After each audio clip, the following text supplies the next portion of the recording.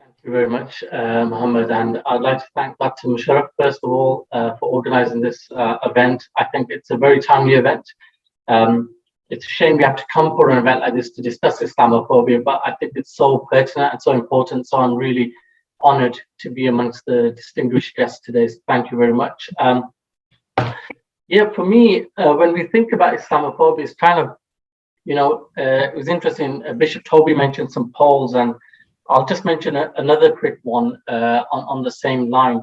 In 2018, the University of Cambridge and UW did a poll, and it kind of links to some of the work I've been doing around conspiracy theories, because according to that poll, 60% of British people believe in at least one conspiracy theory.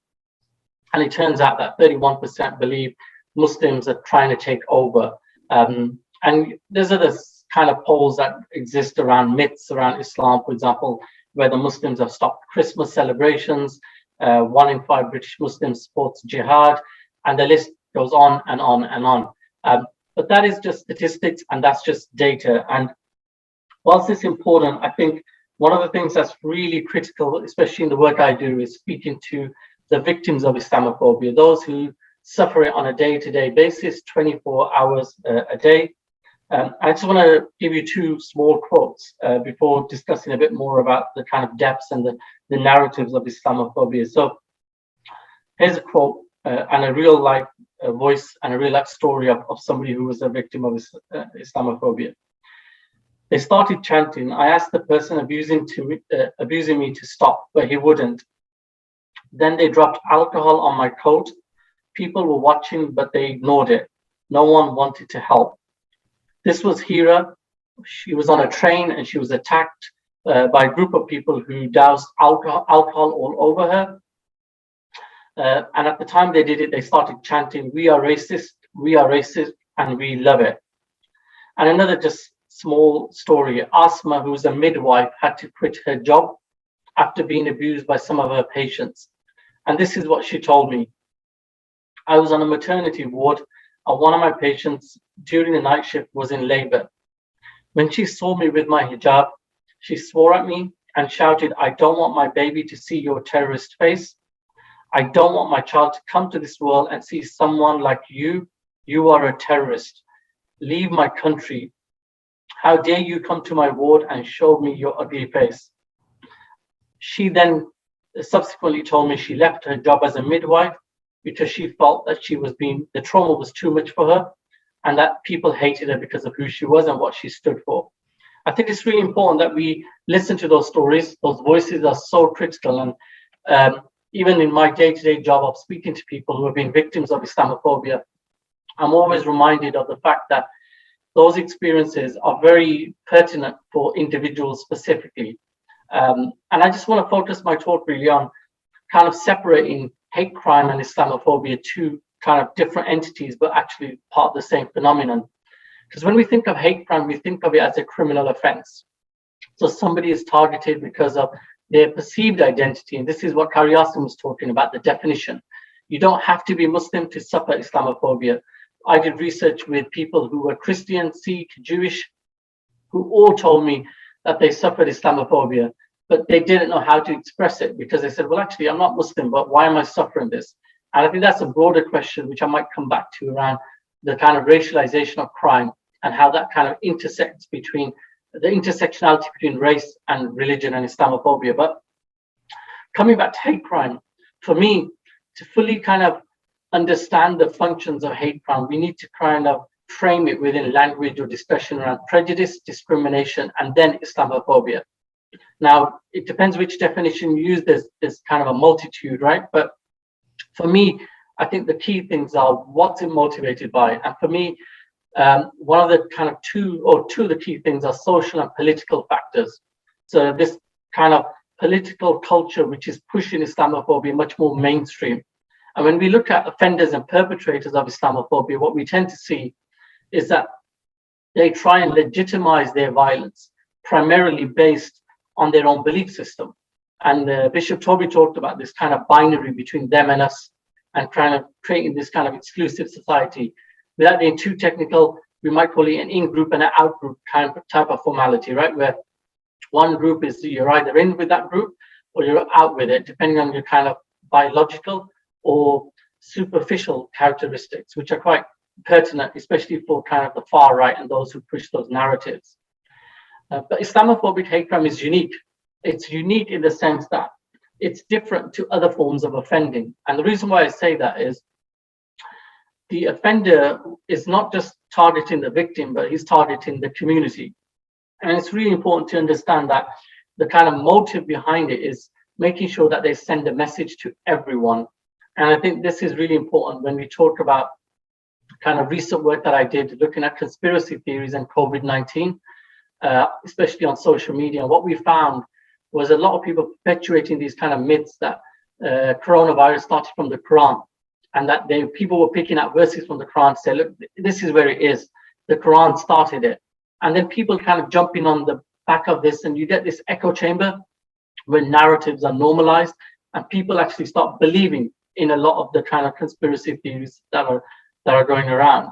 And it pushes that other thing that, again, people have mentioned, that you're not welcome. Similar to Asma's story and the other stories I mentioned, you're not welcome in our society. So the kind of manifestations of Islamophobia, trying to understand it, I believe it shouldn't be understood as a kind of isolated incident, but it's an ongoing process. It's an ongoing process or a series of incidents that kind of lead to either victims being repeat victims or offenders being repeat offenders of this type of crime. And quite often, if they are repeat offenders, then they're kind of justifying or legitimizing the violence based on their own understanding of Islam. So Islamophobia really is a consequence of political culture, but it also has a real damaging effect on the kind of social fabric of society. Because if you think about it, again, it's much more damaging than kind of other parallel crimes, because this Islamophobia, when we think about it, it attacks the kind of collective values, and it disrupts social harmony, but also fuels intolerance and fuels animosity amongst different communities. And again, using the COVID-19 example, the conspiracy theories spiked, particularly around the far right, who claimed that Muslims were breaching rules, that they were still going to mosques, that they were still kind of flouting all the social distancing rules that the government had pushed. Another key thing to think about when we look at Islamophobia is that it kind of increases or spikes after what I call a trigger event. So for example, if there is a terrorist attack, or if there is an incident, for example, the scandal in Rotherham that linked the Pakistani and Muslim community to various gangs. If we think about COVID-19, these kind of act as a catalyst for Islamophobia to kind of flourish. And other speakers have mentioned about the types of Islamophobia, but also where it happens in public spaces is important. The kind of geography and where it's conducted. And what I mean by that is in shops, in cafes, on the train, on the bus. It's very much a public hate crime as well. It's also important to recognize that Islamophobia, or the evidence suggests Islamophobia, is highly gendered. And we know that the kind of biggest victims of Islamophobic hate crime are Muslim women, and particularly those with visual markers of Islam. So whether it's a mosque with a minaret, or whether it's a Muslim female wearing the hijab, then they're more likely to be targeted by perpetrators of Islamophobia. And I think that also demonstrates why certain groups and individuals are more likely to be targets, and why others are not likely to be targets. It's kind of dependent about your visibility ultimately. And that's, again, links back to a point that Karyasa mentioned about you can be perceived to be Muslim and still be victims of it. The impacts are important. I won't go through all the impacts today because of time, but just to remember, again, the impacts are not just based on the individual, it's a collective. So if you take the case of Azim Rafiq, the cricket player, we saw that there was a huge outpouring, and also recently with different politicians who have said they've suffered from Islamophobia as well. The key thing is that for perpetrators, they're reinforcing patterns of prejudice and also patterns of bias based on their kind of socio understanding of Islamophobia. I also think the media is important. When we talk about Islamophobia, we can't escape the fact that the media narrative or the story around Muslims quite often focuses on religion and fuses it with cultural difference and makes this kind of mistake by kind of linking the two together. And when we conducted research looking at the case of Muhammad Salim, the Muslim grandfather who was sadly murdered in 2013, we found that the news stories about his death and the perpetrator, especially around the terminology of terrorism, was very different when you compare it to other terrorist attacks. So it's important to understand that Islamophobic hate crimes are committed by people quite often known to the victim. So it could be neighbors, it could be friends, it could be family, even work colleagues. And I think that links back to some of the stories that we're hearing today about people saying, well, actually, it's happened to me in my workplace. It happened to me by somebody I know.